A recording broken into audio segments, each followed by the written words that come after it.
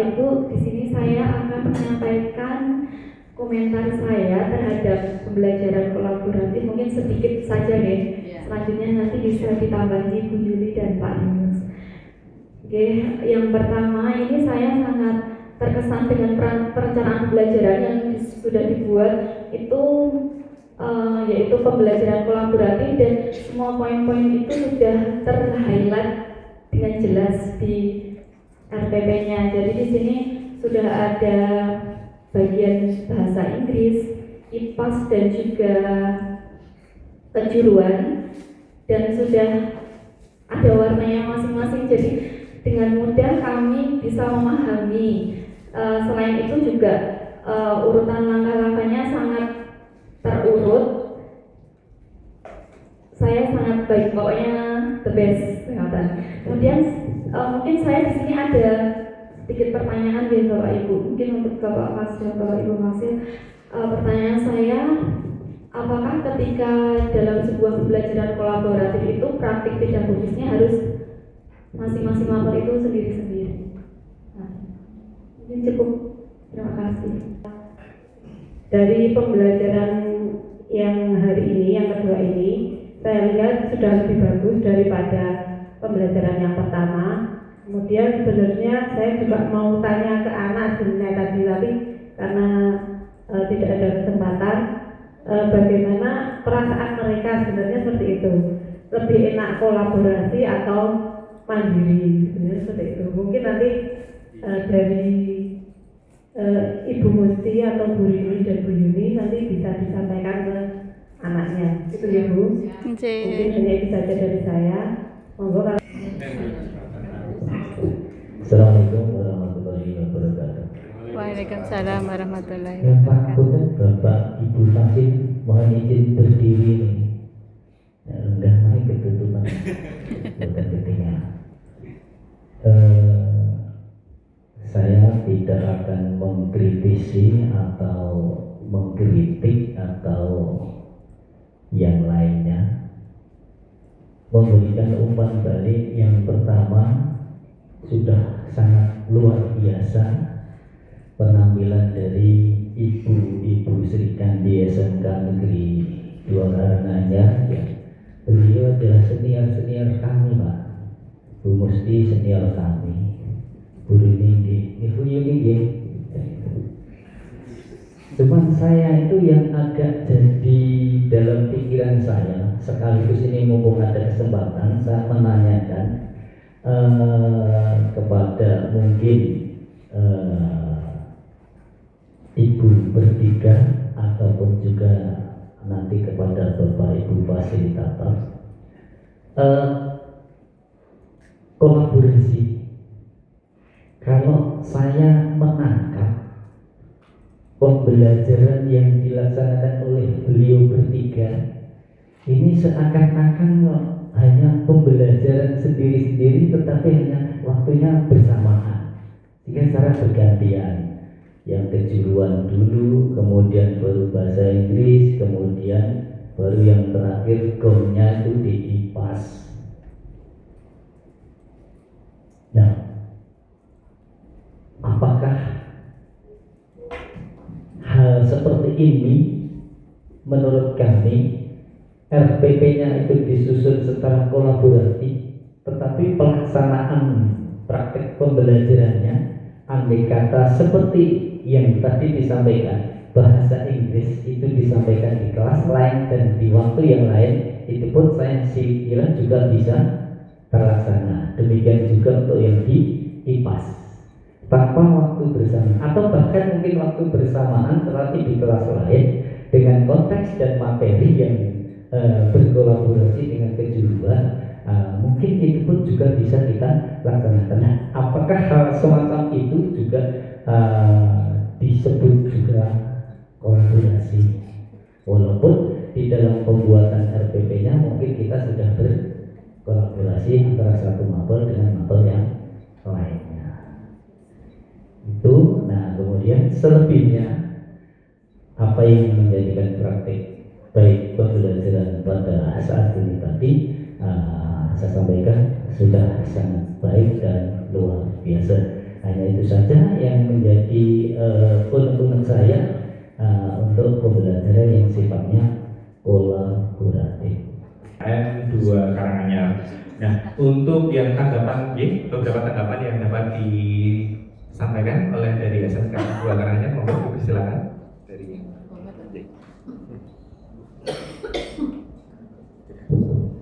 Bismillahirrahmanirrahim. Assalamualaikum warahmatullahi wabarakatuh. Waalaikumsalam. Jadi terima kasih banyak teman-teman saya dari saudara-saudara saya, adik-adik saya dari SMK Negeri Jatipuro.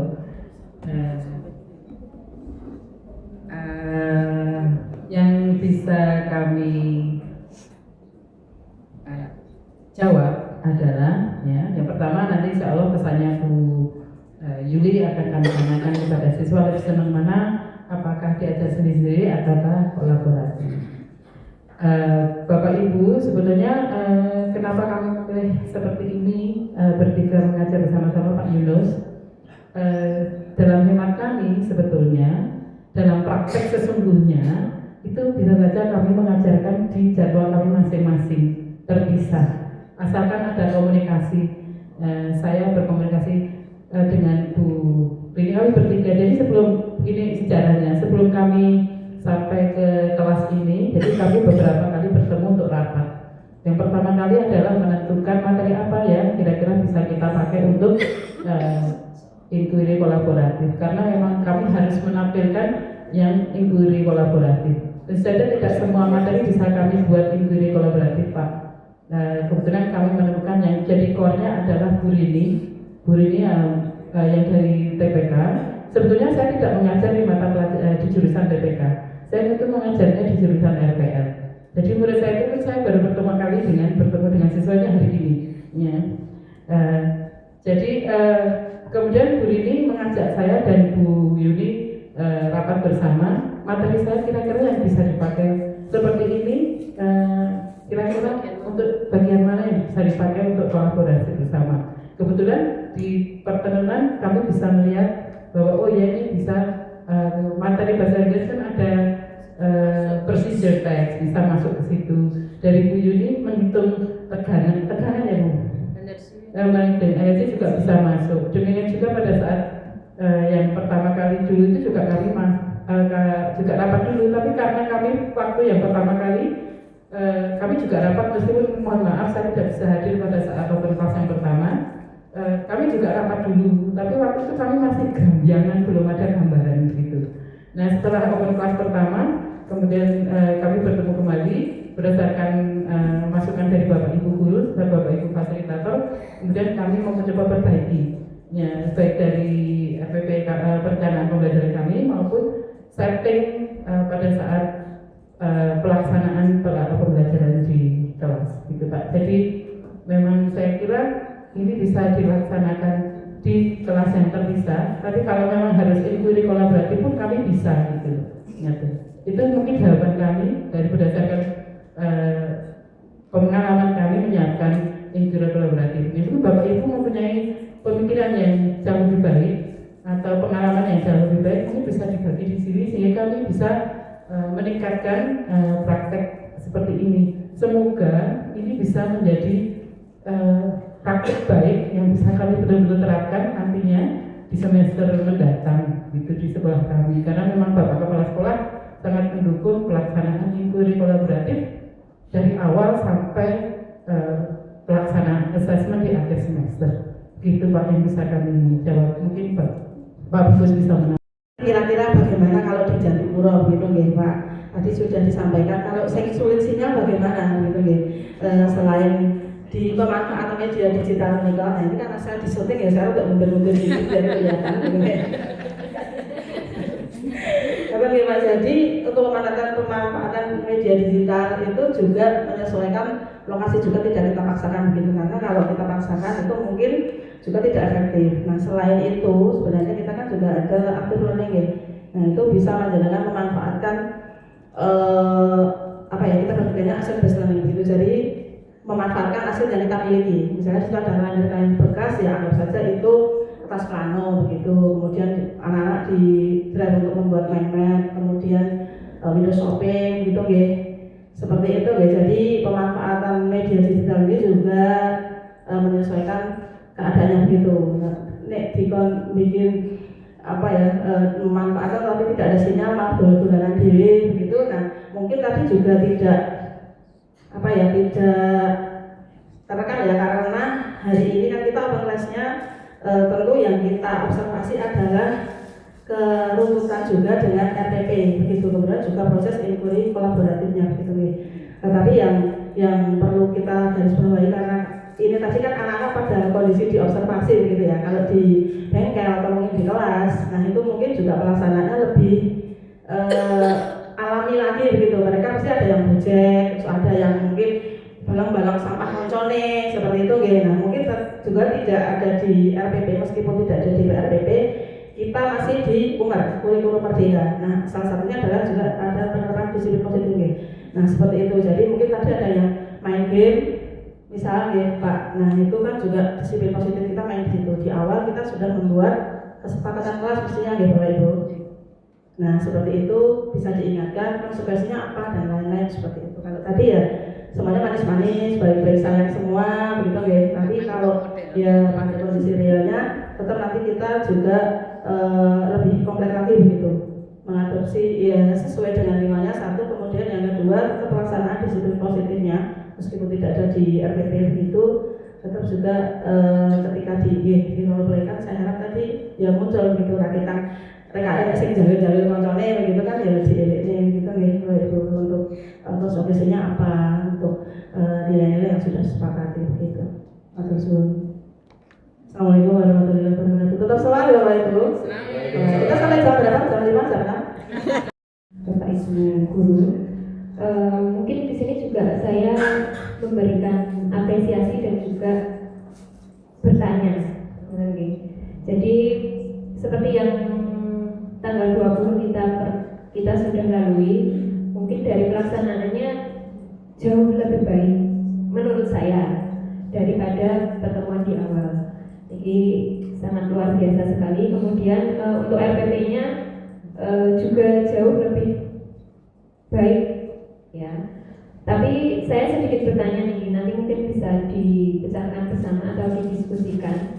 Kalau untuk RPP kan saya tadi dilihat itu ada untuk pertemuan 2, 3, 4 harus Bu.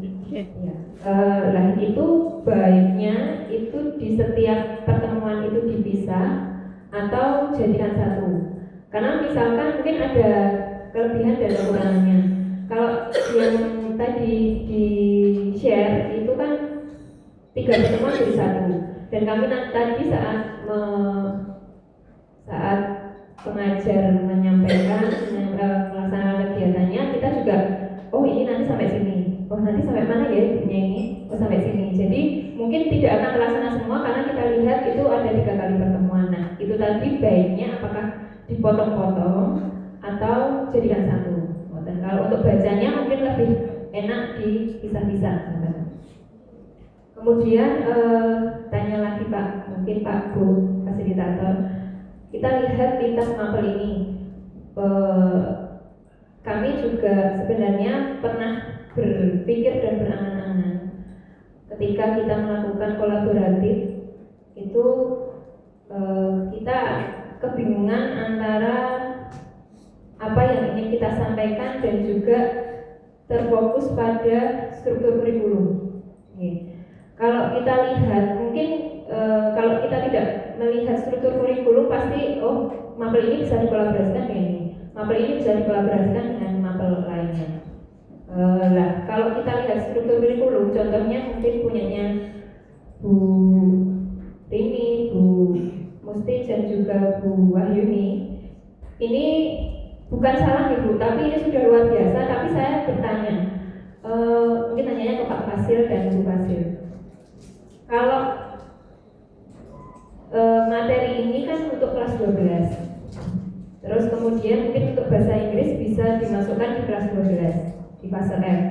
Nah untuk IPAS itu kan adanya di kelas 10. Nah itu apakah saling bisa disatukan atau sendiri-sendiri?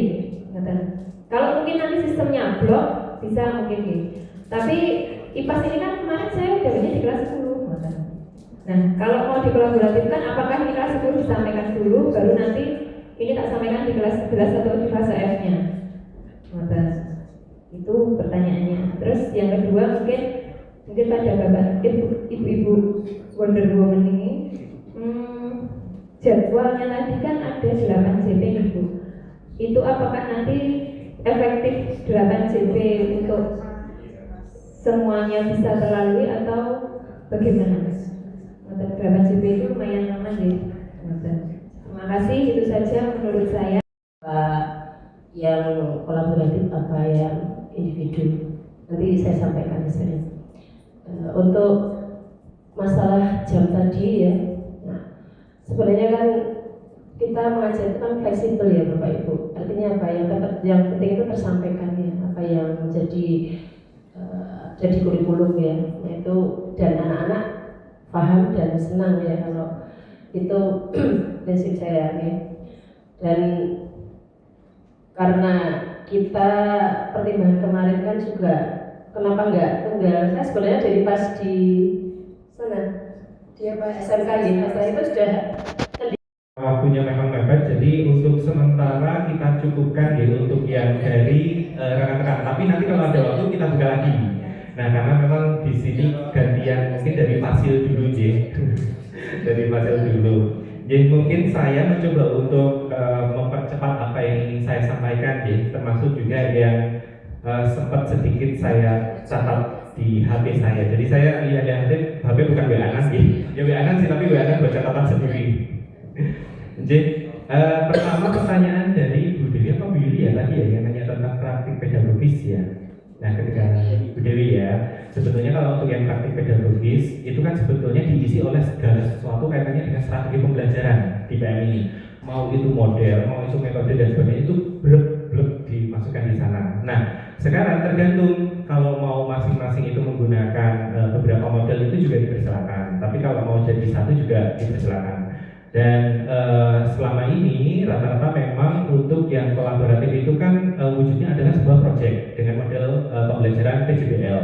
Jadi biasanya memang rata-rata satu, tapi sebetulnya tidak ada ketentuan wajib dari Puskurja. Jadi dipersilakan kalau memang punya formula khusus menggunakan dua model pembelajaran seperti yang dilakukan oleh rekan-rekan dari SMKN 2 Karanganyar di kali ini, itu kan ada 3 nih, masing-masing punya model sendiri, itu juga nggak apa-apa. Cuman risikonya adalah ketika mau menggunakan model masing-masing nanti akan ada Bapak Ibu atau kita yang merasa bahwa ini semacam kegiatan terpisah tapi dilakukan dalam satu waktu yang sama. Nah, itu risikonya. Tapi Bapak Ibu perlu kita ingat lagi bahwa segala sesuatu itu adalah untuk pembelajaran. Itu adalah kita fokus kepada tujuannya. Tujuannya yakni pencapaian CP. Nah, dengan yang dilakukan oleh SMKN 2 ini bisa mencapai nggak CP-nya dari TP-TP yang sudah diturunkan dari CP. Nah, sebetulnya pada dasarnya semuanya itu dikembalikan kepada apakah nanti ini hasilnya dapat mencapai CP seperti itu. Pada akhirnya itu sih. Nah, kurikulum merdeka itu sebetulnya sangat-sangat memberikan keleluasaan. Oleh karenanya dalam segi pengorganisasian pembelajaran, entah itu mau sistem blok dan sebagainya, itu tuh diserahkan. Nah, ini beratnya kayak Pak Wahno di Wakakur ya. Iya, jadi Wakakur itu jadi berat memang di kurikulum merdeka. Memang sangat diakui. Nah, sebetulnya peran Wakakur di sini juga memastikan apakah memang sesuai dengan syarat-syarat untuk dijadikan sebuah proyek dan sebagainya. Apakah memang sudah jamnya memenuhi atau belum dan sebagainya. Itu juga beratnya di sana Bapak Ibu. Tapi paling tidak memang semuanya itu tujuan utamanya adalah tercapaian dari CP, yang mana nanti bisa di breakdown atau dirinci dari turunan CP menjadi yang telah Bapak Ibu susun TP-TP-nya dan diberikan ATP. Ada itu untuk yang kaitannya modal. Jadi bebas ya Bu Dewi ya. Jadi mau cuman itu tadi risikonya kita bisa merasakan ya. Nah, ketika Bapak Ibu ada merasakan gejala dan sebagainya, nah itulah sebetulnya bisa dijadikan salah satu bahan melakukan inquiry kolaboratif. Inquiry kolaboratif nggak melulu tentang RPP, jadi bisa tentang bagaimana sih yang tadi pembahasan tentang kesan-pesan murid dengan bedanya pembelajaran sendiri sama pembelajaran yang kolaboratif, lebih enak mana. Nah, itu bisa dilakukan dengan Bapak Ibu melakukan inquiry kolaboratif, yakni mengumpulkan data tentang komentar dari anak-anak tadi, terus dibaca. Kemudian setelah dibaca, kemudian ditelisik masalahnya apa sih ketika anak-anak merasa bahwa mungkin enak ataupun nggak enak. Nah, kemudian dicari akar masalahnya, kemudian akar masalahnya setelah ada dicari opsi-opsi alternatif yang bisa dijajal, dicoba solusinya. Oh mungkin kalaupun kolaboratif tetap dilaksanakan, diganti dengan format modelnya cuma satu saja, ataupun bikin benar-benar satu project saja, satu project, tapi tetap masing-masing itu punya peranan dalam menerapkan atau menjalankan ketiga pengalaman belajar, memahami, mengaplikasi dan refleksi. Nah, itu Bapak Ibu di sini menjawab sekaligus, bukan menjawab, ini menyampaikan gagasan saya terkait dengan tadi apakah RPP itu sebaiknya dipotong-potong ya, dipisah-pisah pertemuan apa enggak. Gini Bapak Ibu, kadang ada beberapa pertemuan seperti yang kita bahas di tanggal 20 kemarin. Kadang ada beberapa pertemuan yang hanya berisi satu pengalaman belajar. Ngaten nggih. Nah, itulah rekomendasi kami tetap menjadikan satu, tidak dipotong-potong karena supaya terbaca semua pengalaman belajar. Kenapa perlu disampaikan semua pengalaman belajar? Supaya Bapak Ibu bisa berargumen bahwa ini RPP PM kalau tidak memenuhi 3 pengalaman belajar itu belum PM. Jadi di dalam satu RPP itu memang walaupun itu pertemuannya ada 1, 2, 3 itu ada, masih ingat kan ya tentunya Bapak Ibu ya pengalaman belajar ya, memahami dulu kemudian mengaplikasi dan refleksi. Dan alhamdulillah di sini kita itu satu persepsi dengan apa yang ingin disampaikan oleh Gus Burjar, karena di luar sana ada beberapa kelas mungkin ya interpretasinya manuverstik, jadi ya pengalaman belajar itu bisa diolah-alik, iya bisa diolah-alik, tapi itu kita bisa membedakan antara pengalaman belajar dan aktivitas pembelajaran. Ketika kita mengerjakan sesuatu, mengerjakan tugas, itu kan banyak yang mengira bahwa itu merupakan kegiatan aplikatif ya. Nah, kegiatan aplikatif itu bukan pengalaman belajar, tapi itu adalah aktivitas pembelajaran. Jadi ketika awal-awal belajar itu tetap pengalaman belajarnya adalah memahami dulu, walaupun gayanya itu adalah udah mulai disuruh itu disentuh, nyetrong apa enggak dan sebagainya. Nah, itu memang karena dalam proses pengalaman belajar memahami, walaupun aktivitasnya aplikatif. Kata dia Bapak Ibu ya. Jadi untuk RPP kami rekomendasikan yang memunculkan supaya 3 pengalaman belajar ataupun semua syarat PM itu terpenuhi. Nah, syarat PM terpenuhi itu yang telah kita bikin videonya dulu di lapangan SMKN 1 Karanganyar ya. Jadi kalau bisa semuanya terpenuhi, kalau tidak bisa ada 2 yang opsional. Yang opsional itu malah justru yang kaya ya selama ini saya lihat di RPP itu. Opsional itu adalah ada pemanfaatan digital, sama satunya lagi itu kemitraan pembelajaran, itu opsional. Jadi jenengan membuat 2 lagi itu sebenarnya opsional, tapi malah justru 2 opsional itu saya lihat di RPP masing-masing Bapak Ibu itu sudah malah rinci. Apalagi di SMKN 2 Karanganyar ini luar biasa rincinya untuk yang pemanfaatan digital. Itu ini saya lanjutkan sekaligus nanti supaya dilanjutkan oleh Pak Wahono J. Kemudian kolaborasinya berbentuk seperti apa? Nah itu tadi sesuai dengan pengorganisasian pembelajarannya. Nanti dikonsultasikan dengan Wakaku dan sebagainya. Karena memang pada ini adalah CP sebisa mungkin harus tercapai. Walaupun itu caranya bermacam-macam. Dan kita di sini sedang diklat atau pelatihan PM. Jadi RPP-nya sebisa mungkin menunjukkan kerangka kerja PM. Karena saya mikir karena kerangka itu ada 2 di PM, ada kerangka kerja sama kerangka pembelajaran. Kalau kerangka kerja itu yang memuat 4 itu, kalau kerangka pembelajaran itu kan kerangka pembelajaran yang pemanfaatan dan sebagainya seperti itu. Nah, Bapak Ibu, kemudian ada kolaborasi apakah bisa lintas fase ya? Nanti ya tadi ya sebenarnya. Pipas-pipas. Nah, sekarang sesuai atau tidak dari segi TP dan sebagainya. Kalau tidak ya jangan dipaksakan. Maksud saya gini, jangan sampai pelatihan PM ini menjebak kita untuk memasakkan diri untuk harus melakukan kolaborasi yang dipaksakan seperti itu. Karena di luar sana itu sudah ada, bahkan kolega saya itu dicurhatin sama istrinya yang merupakan guru SMA. Jadi guru SMA kemudian diminta oleh kepala sekolahnya itu bikin kolaborasi 3 guru. Jadi kayak Nah ini malah nambah masalah. Sebetulnya yang ditawarkan oleh PM itu menawarkan solusi ya. Jadi kalau ada yang bisa untuk memudahkannya untuk siswa, untuk guru itu digunakan. Nah kalau caranya hanya dengan mengadakan yang dipaksakan, nah itu malah justru menambah masalah dan ini bukan tujuan dari PM sebetulnya. Jadi dilihat dulu lintas fasenya itu apakah relevan apa tidak dari segi isi konten dan tujuannya seperti itu. Tapi memang sebaiknya kami rekomendasikan tetap satu fase ya, karena kan satu fase itu supaya masuk di dalam satu rentetan ATP. Kalau beda atau lintas fase kan itu kayak lompat ATP ya, jadi seperti itu.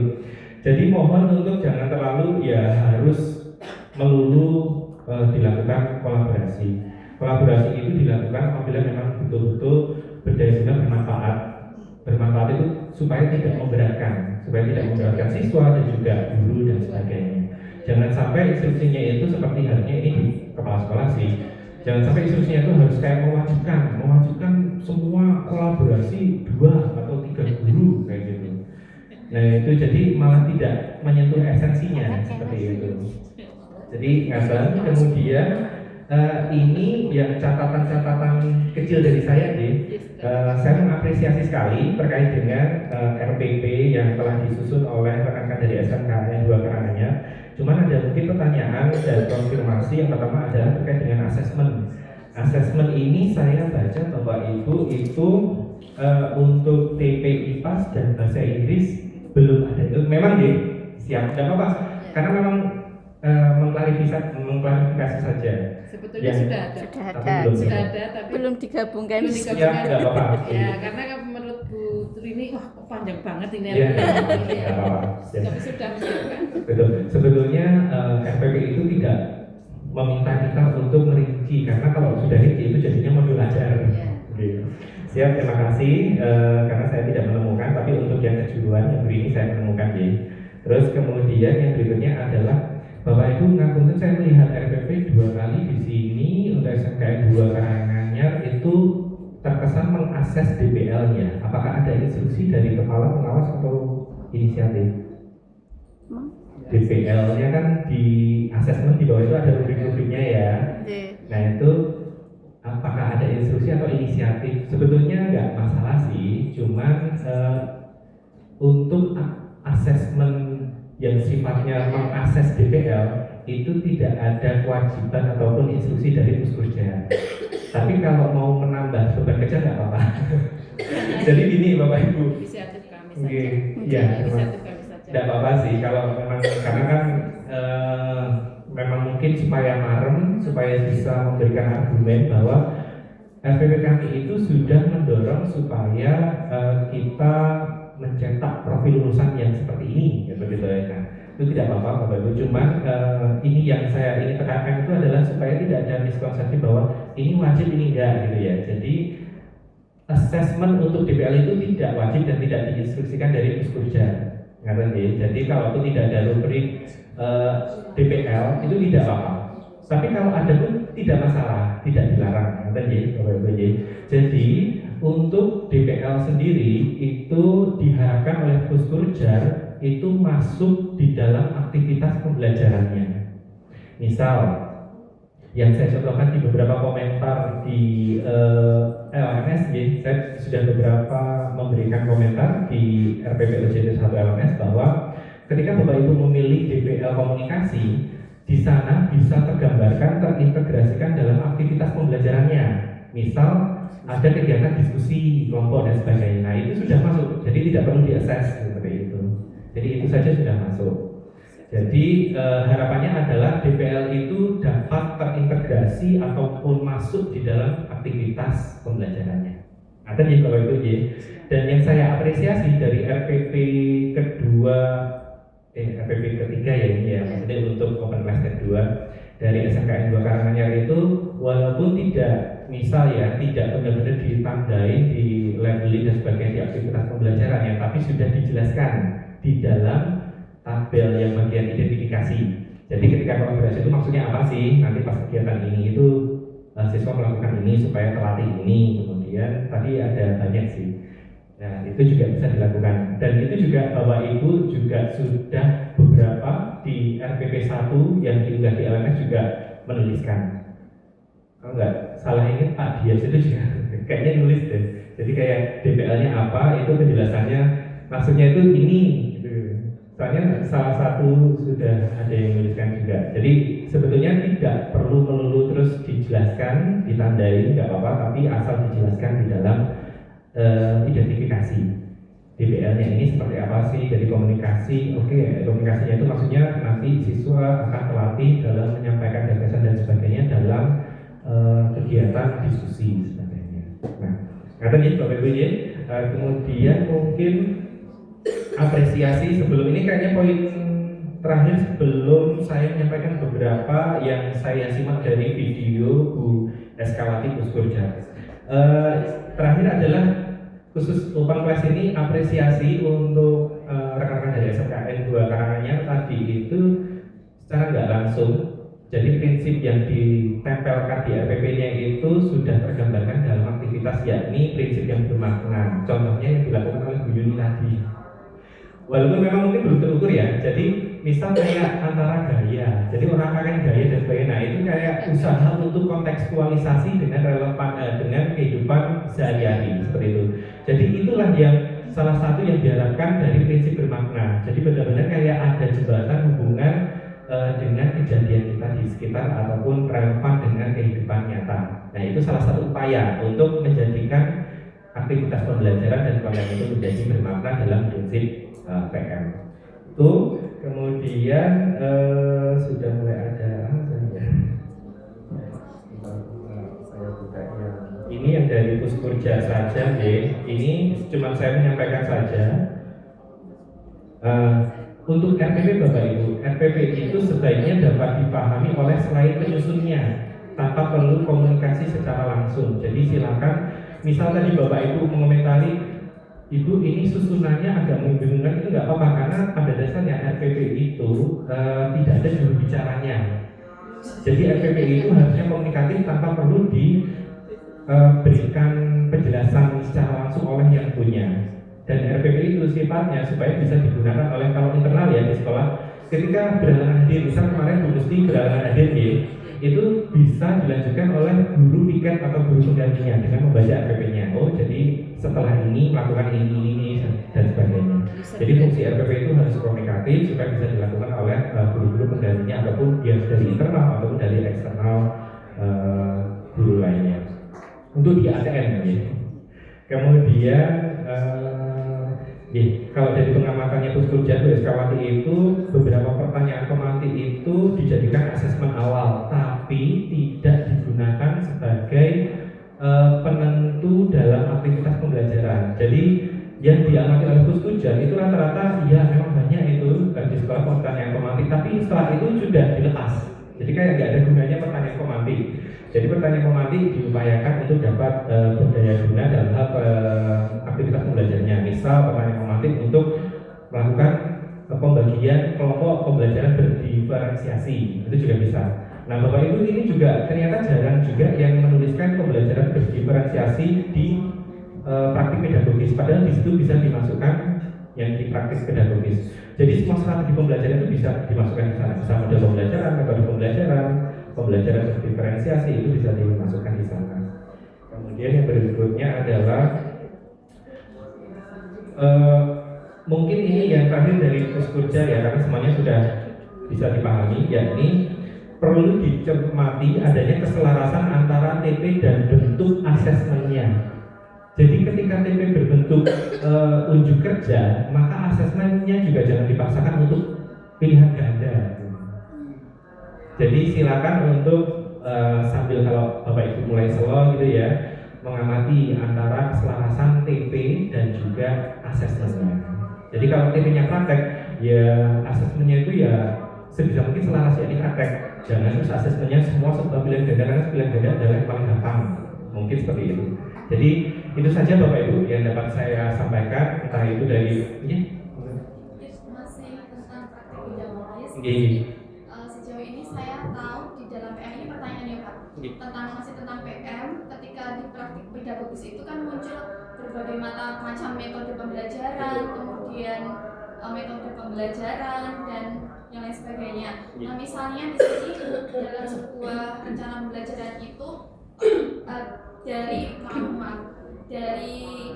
metode pembelajaran yang ada biasanya dituangkan dalam bentuk sintak di pengalaman belajar.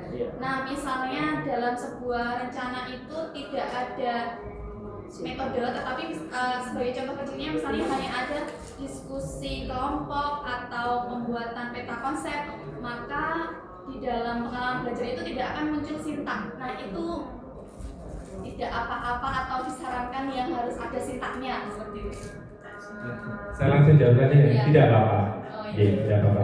Jadi justru bahkan kalau untuk rinciannya itu tidak perlu dituliskan di RPP yang desain pembelajaran yang bagian praktik pedagogis juga nggak apa-apa. Jadi nanti bahkan ekstrimnya ya dari Puskurja sendiri itu sebenarnya untuk memahami, mengaplikasi, merefleksi itu tuh tidak perlu ditulisin, tapi bisa tergambarkan bahwa 3 pengalaman belajar itu sudah dilakukan. Nah itu cuma kan lagi-lagi supaya komunikatif, jadi ada baiknya juga kalau kita memberikan penjelasan dan itu tidak apa-apa dan tidak harus.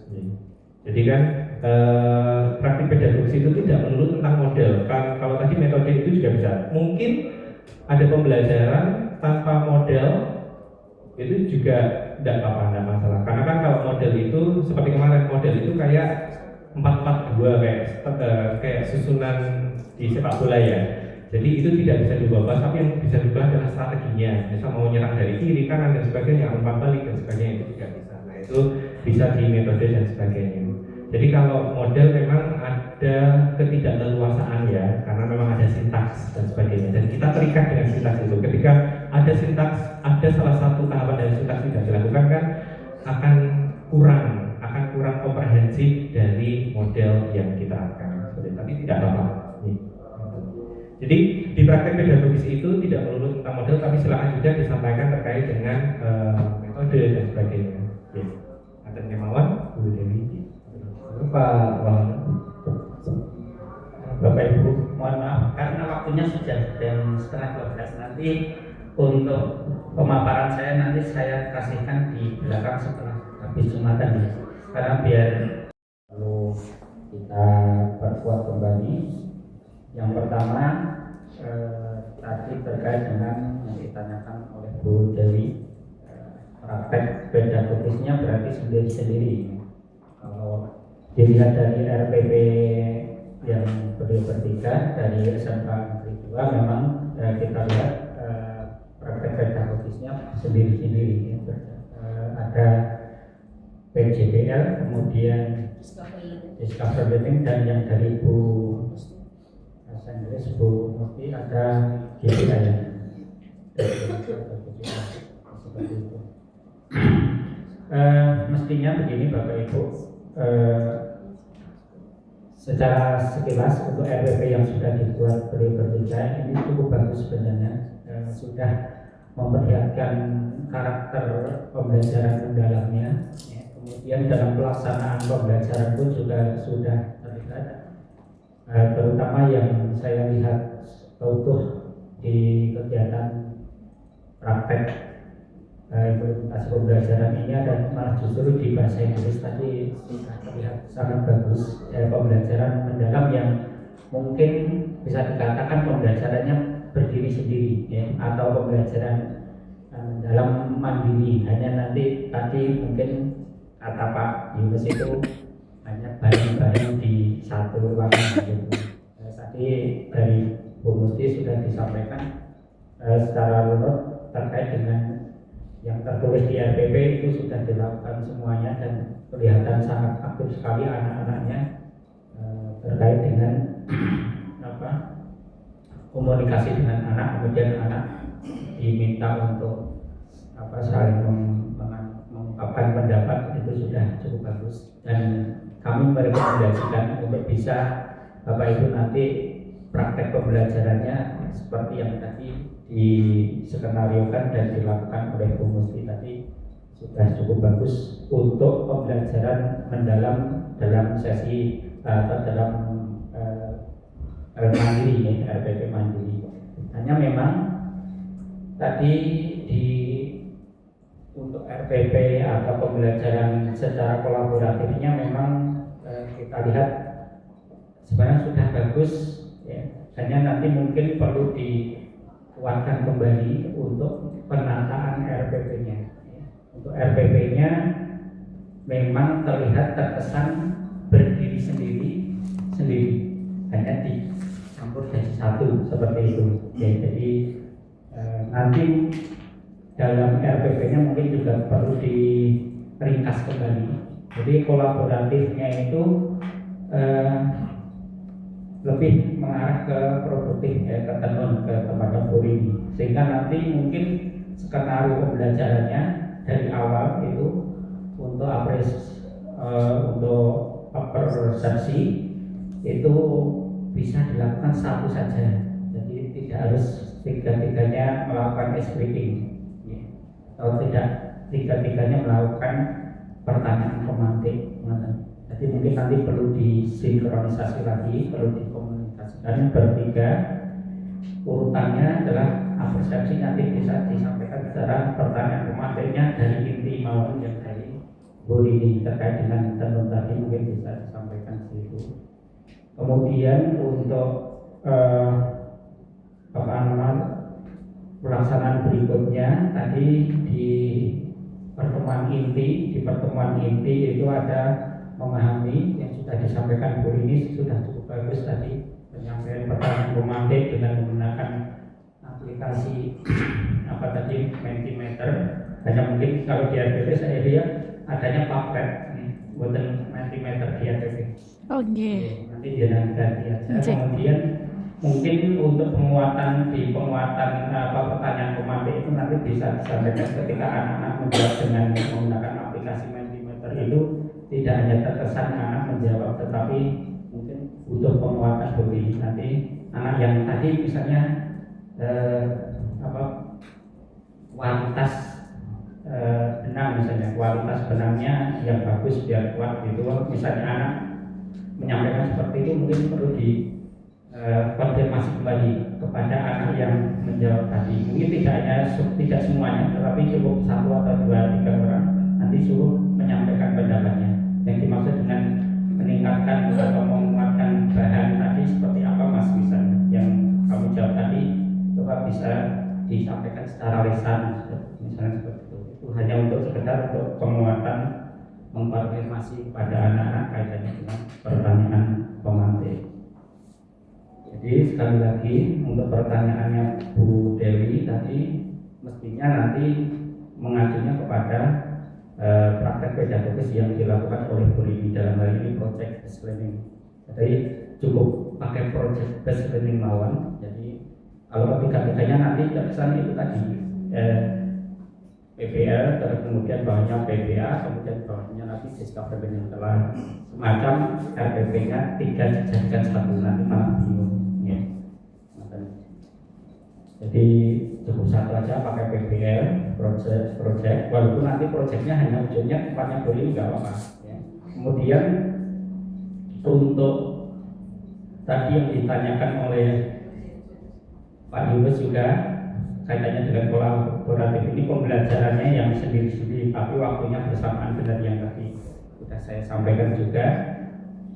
Alangkah baiknya nanti jadi apresiasi 1 orang, kemudian nanti pertanyaan pemantik menggunakan pertanyaan yang tempatnya bunyi. Kemudian pemahaman berarti video ini tadi. Nah video itu tadi kan kalau di tempatnya Bu Mesti itu sudah kenal itu. Bu Mesti jadi nggak perlu menyampaikan materi bahasa Inggris kaitan dengan misalnya materi materi bahasa Inggris murni apa? Prosedur teks ya, tidak menyampaikan itu, tetapi menyampaikan Bu Rini menyampaikan materinya, Bu Mesti menyampaikan materinya Bu Rini sebenarnya itu tadi. Itu kan tadi kaitannya dengan cara mengoperasikan ya, kalau nggak salah ya. Saya nggak tahu bahasa Inggrisnya, tapi secara tidak langsung memang sudah bagus itu, sinkronisasi materinya sudah bagus. Dari materinya Bu Musti itu tidak harus teori-teori teks prosedur enggak, tapi benar tadi menyampaikan SOP atau prosedur kaitannya dengan penulisan sudah bagus. Karena saya nunggu itu kolaboratifnya itu dari Bu ini nanti, oh berarti nanti akan ada dari RPP sudah kelihatan, RPP-nya Bu Musti itu sudah bagus, kolaboratifnya. Ini masuknya yang Bu Musti sama masuknya Bu Yuni itu di bagian sini mestinya gitu. Tapi saya lihat tadi setelah Bu ini tadi sebenarnya belum melakukan mengelompokkan siswanya. Sudah Sudah. Seluruh murid sebagai bagian dari asesmen tadi sudah dikelompokkan di sama. Iya, dari hasil asesmen awalnya tadi saya kelompokkan antara yang lebih mampu dengan yang berpindah ya. belum sampai berpindahnya pada saat Bu Musti. Bahasa Inggris berpindah. Oh, mantap. Iya. Oh iya, udah benar ya. Cuma tadi yang di Bu Musti nanti mestinya tidak mulai dari awal lagi, tidak mulai dari pertanyaan pematik dan sebagainya, mungkin langsung melanjutkan video tadi. Prosedurnya berarti untuk prosedurnya silakan kalian pelajari, kan pakai bahasa Inggris itu belum tentu kan anak-anak langsung tahu artinya kan enggak, belum tentu. Jadi sambil membaca itu nanti sambil dipahamkan artinya. Oh ini. Nanti sambil dikonfirmasi ke Bu ini sudah betul Bu. Kalau misalnya nanti salah nanti biar diberikan Bu ini. Kemudian saya ingin tanya ke Bu Musti itu tadi pertanyaan teks atau materi jenengan itu tadi jenengan ambil dari internet atau tanya Bu ini Bu? Saya tanya Bu Rini, kemudian saya minta tolong Gama itu membuat. Oh mantap. Tapi untuk yang video memang kami kolaborasi Pak. Yeah. Jadi sebetulnya hasilnya itu dari bahasa Indonesia. Asli. Kemudian Oh, kami gitu. Inggriskan supaya anak-anak nanti lebih mudah masuknya ke pembelajaran bahasa Inggris. Berarti sudah bagus, sudah terjadi sinkron kolaboratifnya sudah ada. Hanya tadi mungkin perlu dilukas di bagian itu. Nanti mungkin jadi langsung ke arah memahami. Kemudian kalau mengaplikasi tadi juga sudah, ini sudah, Bu Musti juga sudah mengaplikasi ke anak-anak di diskusi ya? Iya, pakai sheet-nya tadi, gambarnya. Dan nanti pada saat presentasi tidak harus semuanya presentasi. Jadi mungkin pakai materinya Bu Rini, tetapi nanti pakai bahasa Inggris misalnya. Iya. Ya, jadi cukup satu aja. Nah kemudian masuknya yang IPAS, memang tadi sekalian menjawab pertanyaannya Bu Jia tadi kaitannya dengan kalau dikaitkan dengan kurikulum ya. Memang di kurikulum itu IPAS itu ada di kelas 10 misalnya gitu. Secara normatifnya kalau Bapak Ibu nanti misalnya secara realitasnya di sekolah mesti Bapak Ibu yang mengambil IPAS tidak akan mau ngajar di kelas 12. Wah, cameranya nambah-nambahin kalian kan ya. Tapi ini Bapak Ibu nanti mungkin karena ini tadi karena kita di sini adalah ingin mencontohkan proyek kolaboratif dari bertiga itu seperti apa. Ini sebenarnya juga masuk IPAS itu tadi. Cuma IPAS-nya nanti Bu ini tidak usah banyak di ceramah ya. Cuma langsung nanti menuju ke materi yang tadi disampaikan oleh Bu ini kaitannya dengan pengaplikasian misalnya pengoperasian mesin tadi biar benangnya itu tidak putus. Kalau putus kan karena ada tegangan yang kuat itu tadi, atau mungkin ada hitungan nggak di putaran mesin itu? RPM, rotasi per menit. Mungkin membuat tenun kain menjadi tenun itu ada hitungannya nggak? Nanti bisa sampaikan ke Bu ini untuk maju lebih ke arah perhitungannya untuk atau gaya atau menghitung apa itu yang sifatnya itu langsung aplikatif ke dalam materi panjenengan. Kalau tadi memang terkesan gaya, walaupun itu benar ada juga, cuma esensi untuk nanti ke arah bermaknanya agak kurang, menurut saya begitu. Jadi nanti Bu Yuni juga tidak harus dari awal, tidak harus dari apresiasi, kemudian tidak harus menyampaikan materinya secara detail kaitannya dengan IPAS, tapi langsung menuju ke materi yang terkait dengan materi jenengan. Jadi nanti sifatnya agak ringkes kaitannya membahas mengenai panjenengan, tapi bahasa Inggris masuk, IPAS-nya juga masuk. Jadi dalam hal pemahaman nanti mungkin bisa disampaikan juga di materi lain, misalnya terkait dengan gaya, terkait dengan tekanan, nanti Bu Yuni bisa menyampaikan pada saat tidak terjadi kolaboratif atau misalnya pembelajaran mandiri. Dan caranya untuk mengatasi misalnya kolaboratif itu tadi, nanti ada kaitannya dengan kurikulum yang tadi disampaikan oleh Bu Jia tadi. Jadi nanti kalau Bapak Ibu sudah matang dalam pembuatan RPP kolaboratif, nanti di tahun ajaran berikutnya bisa minta ke kurikulum untuk digandengkan. Jadi sehari itu sitting block, misalnya sehari itu 10 JPG. Nanti ini gambaran saya juga, saya belum pernah praktek juga, tapi sudah ada gambaran di benak saya seperti itu, sitting block. Jadi nanti Bu ini kalau misalnya JP-nya 8 lah, berarti nanti Bu ini 4 saja. Yang 4 itu yang kolaboratif, yang 4 nanti mandiri di jam lain. Kemudian nanti Bu Mustinya 3, kan 7. Kemudian Bu Yuni 3 misalnya. Kalau 6, IPAS 6 dibagi 2 aja 3. Jadi 6, 3, 10. 4, 3, 10 ya. 10 JP, jadi 1 hari. Jadi artinya apa? Bapak Ibu nanti mboten meri IPAS boten ucapan wajar sedina utuh ya. Jadi JPN jenengan tetap hampir rata 4, 3 itu bisa kita lakukan 1 hari.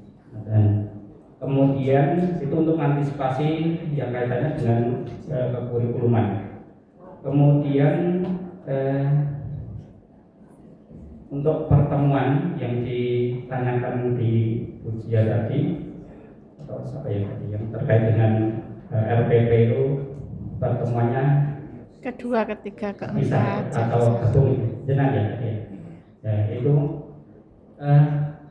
bisa jadi satu RPP itu. RPP misalnya nomor seri 01, tapi bisa terdiri dari beberapa kali pertemuan.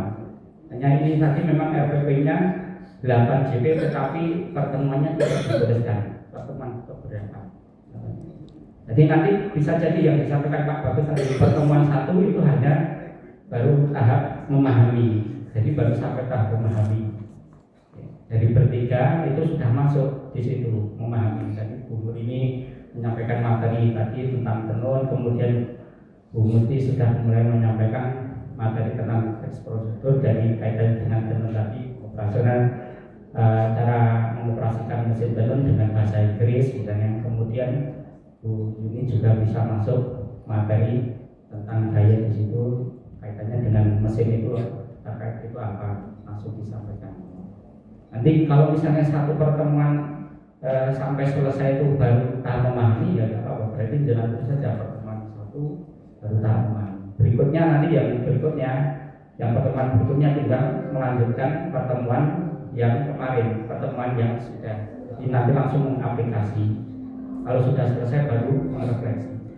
Nah ini tadi kegiatan merefleksi saya katakan utuhnya di Bu Musti itu sudah mulai ada memahami, mengaplikasi sampai merefleksi pakai nempel-nempel ini. Ya. Ini tadi sebenarnya bagus ya. Kalau diterapkan secara kolaboratif berarti nanti merefleksinya cukup satu refleksi aja. Jadi dari bertiga nanti mungkin bisa mewakili kaitannya dengan refleksi yang pembelajaran hari ini itu apa ya. Atau gimana menyatakan atau tidak. Saya yakin kalau kolaborasi ini bisa lebih sistematis, panjenengan nanti membuat skenario-nya di RPP itu lebih sistematis, anak-anak pasti akan memilih yang kolaboratif seperti ini, pasti akan lebih menyenangkan daripada yang sendiri-sendiri, yang mandiri. Jadi sudah ada polemiknya lebih suka yang kolaboratif. Ya. Hanya ini memang kolaboratifnya perlu dirubah atau direvisi, agak diringkas mawon, ya, biar tidak terkesan nanti pembelajarannya mandiri tapi digabung. Ngerti ya? Kemudian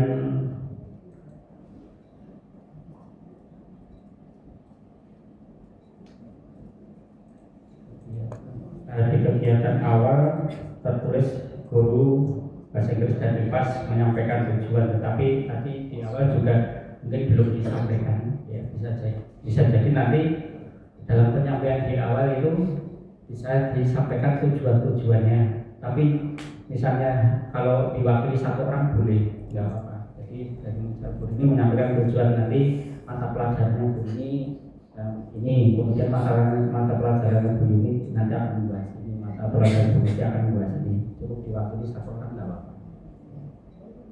Kita sekalian Bapak Ibu, biar Bapak Ibu tidak bingung, ini artinya tidak salah ya, sudah cukup bagus. Saya sudah melihat runtutan atau koneksivitas dari materi dari esensi materi Bu Rini, materinya Bu Musti dan materinya Bu Yuli sudah ada hubungan, sudah terkait.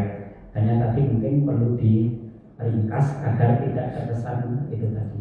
Jadi cukup RPP-nya dibuat kolaboratif juga, nanti pelaksanaannya juga bisa kolaboratif.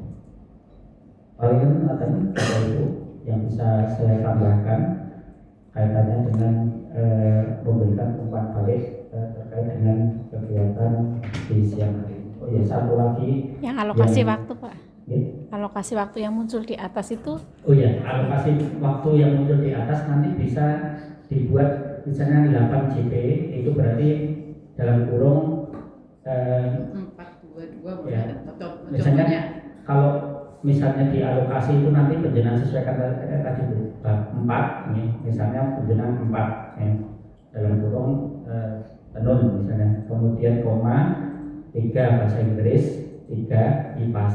Jadi nanti secara keseluruhan kumulatifnya 10 JP. Saya disampaikan bisa tertulis seperti itu. Kemudian satu lagi yang bagus, pembelajaran yang mungkin Bapak Ibu nanti perlu kita buat atau kita gunakan juga, yang nanti disampaikan Bu Musti. Saya katakan Bu Musti itu sudah mewakili banyak hal ya. Jadi saya lihat dari awal tadi sudah persepsinya sudah bagus, kemudian dari penyampaian tujuan, penyampaian pertanyaan komandir sudah interaktif ke anak, kemudian ada lagi PSE tadi ya. Tadi speakingnya pakai betul-betul pakai bahasa Inggris, itu sebenarnya untuk PSE ya,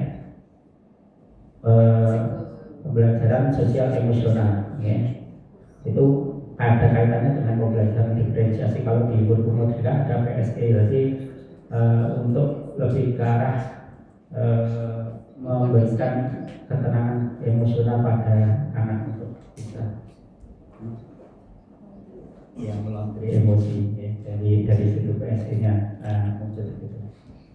Ya, secara keseluruhan Bu Rini, Bu Musti dan Bu Yuni sangat luar biasa. Ya, kita sudah mendapatkan paling tidak gambaran bagaimana kolaborasi yang baik ya, seperti tadi.